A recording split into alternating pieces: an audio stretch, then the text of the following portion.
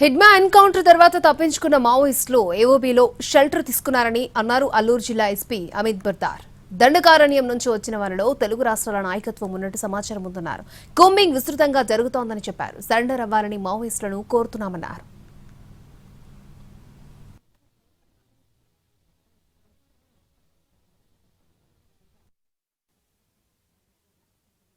ఛత్తీస్గఢ్లో చాలా CRPF camps ఎక్కువ నంబర్లో వచ్చిన మొత్తం మన ఏపీ ఒరిస్సా అండ్ అదేవిధంగా ఛత్తీస్గఢ్ బార్డర్లో సెంట్రల్ పారామిలిటరీ ఫోర్సెస్కి నంబర్ ఆఫ్ క్యాంప్స్ ఇంక్రీజ్ అయినా దీంతో సహా వాళ్ళు చేసిన ఆపరేషన్స్. సో ఈ ఆపరేషన్ కారణం వాళ్ళు పారిపోతున్నారు. ఇటువైపు ఆంధ్రప్రదేశ్ రావచ్చు, కానీ Telangana are Odisha are north డైరెక్షన్లో చూస్తే నార్త్ వెస్ట్లో కూడా మహారాష్ట్ర కానీ జార్ఖండ్ డైరెక్షన్కి వెళ్ళిపోవచ్చు.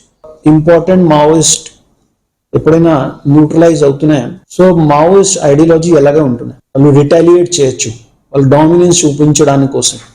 ఇప్పుడు సెక్యూరిటీ ఫోర్సెస్ ఎప్పుడైనా ఏరియాని కంట్రోల్